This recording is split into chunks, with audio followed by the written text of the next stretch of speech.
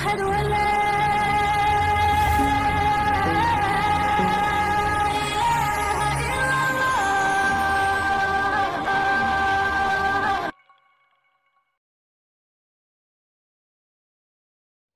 السلام علیکم ورحمۃ اللہ وبرکاتہ۔ جناب مولوی محمد مظاہر مظاہری صاحب دامت برکاتہم، اللہ آپ کی عمر میں علم میں عمل میں برکت فرمائے۔ میں آپ سے کچھ مشورے پیش کرنا چاہتا ہوں۔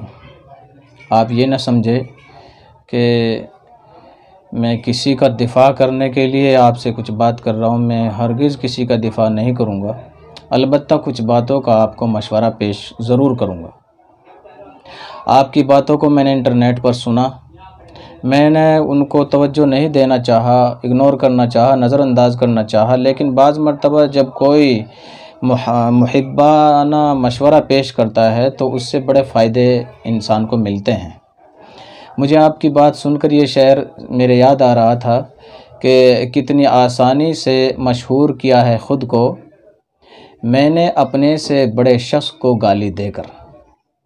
اب یہ تو بات آپ ہی جانتے ہیں کہ آپ کی منشا کیا تھی، آپ کا اخلاص کیا تھا، کس درجے کی آپ کی دل کی کڑن تھی، وہ تو آپ جانتے ہیں، اس بات صحیح ہے۔ لیکن ہاں، آپ کی ساری گفتگو سے جو محسوس ہوتا ہے وہ ہوتا ہے بے ادبی۔ اپنے سے بڑے آدمی کو اور اپنے سے بڑے بزرگ کو ہم کیسے مشورہ پیش کر سکتے ہیں اور کیسے ہمیں ان سے بات کرنی چاہیے، اور وہ انداز کیا ہو کہ ہم ان کے سامنے اپنی بات پیش کریں، محسوس ایسا ہوتا ہے کہ وہ آپ کے پاس بالکل نہیں ہے۔ محسوس ایسا ہوتا ہے کہ آپ کے پاس بے ادبی زیادہ ہے۔ اب یہ دیکھیے، جب میں نے آپ کی بات کو سنا تو آپ نے جو ہے بڑی بڑی شخصیتوں کے نام ایسے لے دیے، جیسا کہ مثال کے طور سے حضرت مفتی طارق مسعود صاحب دامت برکاتہم، اور شیخ الحدیث حضرت مولانا منظور مینگل صاحب دامت برکاتہم، شیخ الاسلام حضرت مفتی تقی عثمانی دامت برکاتہم، اور جو ہے قائد جمعیت حضرت مولانا محمود مدنی دامت برکاتہم، حضرت مولانا خالد سیف اللہ رحمانی دامت برکاتہم، اور حضرت مولانا خلیل الرحمن سجاد نعمانی دامت برکاتہم، اور جتنے بھی جو بھی آپ نے نام لیے ہیں، آپ نے تو ان کے نام ایسے لے دے جیسا کہ آپ کے لنگوٹیا یار ہوں، اور جس انداز سے آپ نے نام لیے آپ کو پتہ ہے، آپ اپنی ویڈیو سن کر کے دیکھیے، میں نہیں چاہتا اسی انداز سے ان کے نام میں لوں، یہ بے ادبی ہے۔ دیکھیں، بات ایک ہے ادب کے ساتھ پیش کرنا اور ایک جو ہے بے ادبی کے ساتھ پیش کرنا۔ مثال، آپ کسی کو کہیں کہ بھئی آئیے تشریف لائیے کھانا کھا لیجئے، اور آپ اسی بات کو کہو کہ بھئی کھانا تھور لو، یہ بات تو آپ نے ایک ہی کہی، آپ یہ کہیں گے کہ بھئی بات تو میں نے وہی کہی ہے۔ مجھے ہاں یہ بات ہے کہ آپ کا علم اچھا ہے، بلکہ علم نہیں، ہمارے استاد دامت برکاتہم اللہ ان کی عمر میں برکت فرمائے ایسے اشخاص کو کہتے تھے کہ آپ کے پاس معلومات اچھی ہے، علم نہیں ہے۔ علم تو انسان کے اندر جھکاؤ لاتا ہے، انکساری لاتا ہے، عاجزی لاتا ہے۔ اور جب سے یہ سوشل میڈیا اور انٹرنیٹ کی فراوانی کے دور کے فضلاء اکرام ہیں، کچھ معاف فرمائیے گا، اب سے 20 سال پہلے مدرسے کے محتمم صاحب کے دفتر میں، وہ بھی بڑے جو مدارس ہوتے تھے ان کے دفتر میں لینڈ لائن کے فون ہوتے تھے، اور ان پہ فون آتا تھا گھر سے، محتمم صاحب چاہتے تو بات کرا دیتے طالب علم سے، ورنہ خود ہی ان کے گھر والوں کو جواب دے دیا کرتے تھے۔ اور اب کیا ہے، اب درس ہوتا ہے، ہو رہا ہے، اور ادھر فیس بک چلایا جا رہا ہے، ادھر واٹس ایپ چلایا جا رہا ہے۔ تو سوشل میڈیا اور انٹرنیٹ کی فراوانی کے دور کے جو اکثر فضلاء اکرام ہیں، اور میں سب کو نہیں کہہ رہا ہوں، وہ ادب سے خالی ہیں۔ اپنے بڑوں سے کیسے بات کرنی ہے، نیٹ پر جو چاہتے ہیں لکھ دیتے ہیں، ان کی بات کا یہ انداز نہیں لگا پاتے کہ یہ شخص کتنے بڑے درجے کا ہے۔ تو میرے عزیز، میرے پیارے، ادب سیکھیے، ادب کے ساتھ جو بات کہی جاتی ہے وہ بات اثر کرتی ہے۔ اپنے بڑوں سے کیسے مشورے پیش کیے جاتے ہیں وہ ادب سیکھیں آپ۔ اگر کوئی بات بے ادبی کے ساتھ پیش کی جاتی ہے، اپنے بڑوں کی توہین کی جاتی ہے، اپنے بڑوں کی بے ادبی کی جاتی ہے، تو میں آپ کو اس بات سے آگاہ کرتا ہوں اور بڑی محبت کے ساتھ آگاہ کر رہا ہوں کہ اگر توہین کے ساتھ کوئی بات پیش کی جائے گی تو اپنے سینے کے اندر سے علم نکل جائے گا، اور خود تو خود نسلوں کو بھی علم دین میسر نہیں ہوگا اگر اپنے بڑوں کی، علماء اکرام کی توہین کی، ان کی بے ادبی کی۔ خود تو اپنے اندر سے نکل ہی جائے گا، نسلوں کو بھی میسر نہیں ہوگا علم۔ یاد رکھنے کی بات ہے، بے ادبی اتنی بری چیز ہے۔ آپ یہ فرما رہے ہیں کہ ہمارے جن علماء کے اندر گنگا جمنی تہذیب کا بھوت سوار ہے، استغفر اللہ استغفر اللہ، نعوذ باللہ۔ حضرت مولانا حسین احمد مدنی رحمۃ اللہ علیہ، حضرت مولانا ابوالکلام صاحب رحمۃ اللہ علیہ، اور حضرت مولانا محمود، حضرت مولانا اسعد مدنی رحمۃ اللہ علیہ، اور بڑے بڑے اکابر جنہوں نے اس ملک کو بچایا اور بنایا، اور یہ چاہا کہ ہندو مسلمان سب ساتھ مل کر کے رہے، ان کے اوپر گنگا جمنی تہذیب کا بھوت سوار ہے۔ آپ سوچئے تھوڑی سی دیر بیٹھ کر کے ان جملوں کو۔ آپ نے یہ فرمایا کہ آپ کی نرماٹ سے یہ لوگ ہولیاں کھیلیں گے، اس طرح کی باتیں آپ نے کہی ہیں، تو میں آپ سے بتا دوں کہ اب تو مسلمانوں کا ہولی کھیلنا اور کفریہ اعمال کرنا یہ سمجھیے کہ کسی درجے تک ختم ہو گیا ہے۔ میں آپ کو آج سے 25 سال پہلی بات کا بتا رہا ہوں، جب کہ آپ کی پیدائش بھی نہیں ہوئی تھی۔ میرے والد محترم نے الحمدللہ تقریباً 58 سال امامت کی ہے۔ میرے والد محترم بیٹھے ہوئے تو ایک شخص جو ہے وہ آٹے کا چون کا پیڑا لے کر کے آیا۔ وہ شخص وہ تھا کہ جو نماز کی لائن پہ لگ گیا تھا۔ اس نے کہا کہ جی حضرت اس کو پڑھ دیجئے، میری گائے جو ہے وہ دودھ نہیں دے رہی ہے۔ اور اس نے کہا کہ جی میں آپ کے پاس پڑھوانے کے لیے لایا ہوں، اگرچہ میرے گھر والے یہ کہہ رہے تھے کہ بھائی آج پیر پہ چڑھاوا نہیں چڑھایا اس لیے گائے روس گئی اور گائے دودھ نہیں دے رہی ہے۔ آج سے 25 سال پہلے کے حالات یہ تھے جناب۔ آپ یہ کہہ رہے ہیں یہ ہولی منانا، دیوالی منانا اور کفریہ کام کرنا تو بہت سارے نکل گئے مسلمانوں میں سے الحمدللہ، اور بہت سارے میں بتا سکتا ہوں اس لیے، اور میں آپ کو بہت مختصر بات بتانا چاہ رہا ہوں، میں بات بہت لمبی نہیں بتانی چاہ رہا، جو مسلمانوں کے اندر تھے اور ہم نے خود اپنی آنکھوں سے دیکھے ہیں اور آج وہ نکل گئے۔ جو مسلمان ہندوستان کے اندر ہندوؤں کی جو ہے چیتائیں جلا رہے ہیں یا اس طرح کے کام کر رہے ہیں، ان کے اس عمل کے ذمہ دار آپ نے علماء اکرام کو ٹھہرا دیا۔ یعنی آپ نے کہا کہ یہ کام اس لیے کر رہے ہیں وہ لوگ، یہ بڑھاوا اس لیے دے رہے ہیں کہ ان علماء کے بیانات اس کام کو بڑھاوا دے رہے ہیں جنہوں نے اپنے بیانوں میں حد سے زیادہ محبت کی گھٹی پلائی ہے۔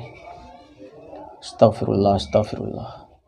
آپ کو یہ سمجھنا چاہیے میرے عزیز کہ اس ملک کے اندر ہمارے اکابر نے، اور بہت بڑے بڑے اکابر کے نام میں لے سکتا ہوں، کس حکمت اور مصلحت کے ساتھ میں اس ملک کے اندر اس مدارس کے جال کو بچھایا اور برادران وطن کے اندر اسلام کی محبت کو اجاگر کیا۔ ٹھیک ہے، یہ چند سالوں سے کچھ نفرت چل رہی ہے، یہ آج کے ہندوستان کو مت دیکھیے، آج کے ملک بھارت کو مت دیکھیے، بلکہ اب سے جب آزاد ہوا تھا ملک اور 2014 کے درمیان کے حالات دیکھیے۔ بہت سی جگہیں ایسی ہیں جہاں پر غیر مسلموں نے خود مسجدوں کو دے دیا کہ بھائی یہ مسلمانوں کی مسجد ہے اور ہم اس کے ساتھ غلط برتاؤ کر رہے ہیں۔ یہ کس لیے ہوا؟ یہ ہمارے اکابر کے بیانات سے ہوا، ہمارے اکابر کی محبتوں سے ہوا۔ یقیناً میں سمجھتا ہوں کہ آپ کا جذبہ، آپ کی محبت اچھی ہو سکتی ہے، لیکن طریقہ اچھا نہیں ہے میرے عزیز۔ طریقہ بے ادبی والا ہے، ادب والا نہیں ہے۔ یہ ملک سیکولر ہے، یہاں چاروں طرف ہمارے جو ہے غیر مسلم بھائی ہے، ان کے ساتھ حکمت و مصلحت کے ساتھ ہمارے اکابر نے کام کیا ہے، کام کرنا سکھایا ہے، بتایا ہے۔ اور آپ کہہ رہے ہیں کہ ان علماء کے بیانات سے جو ہے یہ کفریہ اعمال پھیل رہے ہیں۔ استغفر اللہ استغفر اللہ۔ آپ کو یہ سوچنا ہوگا۔ ٹھیک ہے آپ کی باتیں، لیکن صرف ایک ہی چیز نہیں ہے۔ حکمت کیا چیز ہوتی ہے؟ قرآن کریم میں حکمت بھی موجود ہے۔ آپ نے کہا کہ مولانا طارق جمیل کو کہ آپ کے بیان سے اگر لوگ سدھر رہے ہیں تو بگڑ بھی رہے ہیں۔ حالانکہ میں اس میں مولانا طارق جمیل کا یا کسی کا دفاع نہیں کرنا چاہ رہا ہوں، لیکن میں اتنا کہنا چاہتا ہوں آپ سے کہ کسی بھی عالم کے بیان سے نہ کوئی بگڑتا ہے نہ گمراہ ہوتا ہے۔ لوگ خود گمراہی پہ چلتے ہیں، خود بگڑتے ہیں۔ علماء کے بیانات سے کوئی بگڑتا نہیں ہے، کوئی گمراہی کی طرف نہیں جاتا ہرگز بھی۔ یا آپ کو بات سمجھنی ہوگی۔ اگر کسی نے بات سمجھی نہیں اور وہ غلط کرنے لگا تو اس کا آپ ذمہ دار علماء کرام کو نہ ٹھہرائیں بالکل بھی۔ آخر میں بہت ہی محبت کے ساتھ میں آپ کو یہ مشورہ شروع والا ہی پیش کرتا ہوں کہ ادب بہت بڑی چیز ہے۔ ادب انسان کو اعلیٰ اور بلند مرتبے پہ لے جاتی ہے۔ ادب ہی سے انسان ہے۔ ادب نہ سیکھے جو وہ حیوان ہے۔ اور سچ کہا کسی نے کہ بے ادب بے نصیب اور با ادب با نصیب۔ بے ادبی اور گستاخی سے آپ نے دیکھا ہوگا زمانے میں، یقیناً آپ کی عمر ابھی چھوٹی ہے، تجربہ بھی کم ہے، ابھی ایک طرف کی باتیں آپ کے سامنے ہیں، ابھی دنیا کے مناظر، دنیا کے حالات اور ان کے اندر کو آپ نہیں نکلے۔ جب آپ ان ساری چیزوں میں نکل جائیں گے تو پھر آپ حکمت اور مصلحت ساری چیزوں کو سمجھ جائیں گے۔ ہمارے اکابر نے اس ملک میں کیسے کیسے کام کیا ہے، تواریخ کا آپ مطالعہ کریں۔ اگر اسی روش پر آپ چلتے رہیں تو آپ میری یہ بات لکھ لیں، نوٹ کر لیں کہ میرے عزیز، بے ادبی سے انسان کے اندر سے علم نکل جاتا ہے اور پھر وہ یہی سمجھنے لگتا ہے، جیسا کہ آپ نے کہا کہ جن بزرگوں کے آپ نے نام لیے ایسے ہی نام لیجیے کہ پھر ہمارے جیسوں کو آنا پڑے گا، تو کیا ہوگا؟ پھر وہی ہوگا جو آپ نے ایک ندوی صاحب کا حال دیکھ لیا ہوگا، اور بہت سارے جو ہے تواریخ کے اندر نام آپ پڑھ سکتے ہیں کہ جنہوں نے بے ادبی کی، بڑوں کے شان میں گستاخیاں کی، وہ جو ہے سب کچھ ان کا نکل گیا، کافور ہو گیا اور پھر وہ اکیلے کھڑے رہ گئے۔ میں جہاں تک سمجھاؤں آپ کی بات کو کہ مجھے بے ادبی محسوس ہوئی ہے، گستاخی محسوس کی، حقیقی بات کو آپ ہی جانتے ہیں، لیکن آپ کے الفاظوں سے، آپ کی باتوں سے، آپ کے انداز سے یقیناً بے ادبی ظاہر ہوتی ہے۔ اس لیے اپنے بڑوں سے ہمیں کیسے بات کرنی، ان کے پاس اپنا پیغام کیسے پہنچانا، ایسی بات نہیں ہے۔ ہم نے مظاہر العلوم کے جو مفتی ہیں، اور غالباً وہ صدر مفتی ہیں، جو ماشاءاللہ آپ کی صلاحیت بڑی اچھی ہے اور آپ کی جو ہے جذبہ بھی ہے، لیکن تھوڑا سا پیچھے ہٹیں، اپنے اکابر کا طرز عمل دیکھیں اور دنیا کے اندر کچھ کر کے جانے کی کوشش کریں۔ میں اگر آپ سے کہوں اور آپ سے سوال کر لوں کہ کیا ابھی تک آپ نے کیا کیا ہے، قوم کے لیے کیا کیا ہے، آپ کو میں مشورہ دیتا ہوں کہ آپ جو ہے کچھ کیجئے قوم کے لیے۔ تقریریں تو دیواروں میں ٹکرا کے رہ جاتی ہیں، تحریر میں آپ اس قوم کے لیے کچھ کیجئے، قوم کے لیے کتابیں لکھیے، قوم کے لیے رسائل لکھیے۔ یہ چیزیں آپ کو بھی فائدہ دیں گی اور آگے آنے والی نسلوں کو بھی فائدہ دیں گی۔ اس لیے کہ اس طریقے سے باتیں کرنا کوئی فائدہ کا نہیں ہوتا ہے، لوگوں کی نظروں میں اور گرنا ہوتا ہے۔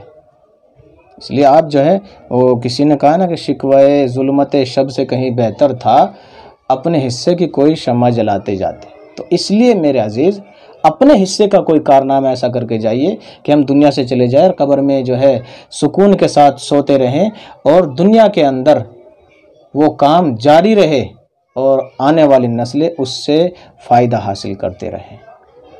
مجھے دعا میں یاد رکھیں، میں آپ کے لیے دعا کرتا ہوں کہ اللہ تبارک و تعالی آپ کی صلاحیت کو اچھا بنائے، اپنے بڑوں کا ادب اور احترام کے ساتھ اپنے بڑوں کے سامنے پیش آنے کی ہم سب کو توفیق عطا فرمائے۔ وآخر دعوانا الحمدللہ رب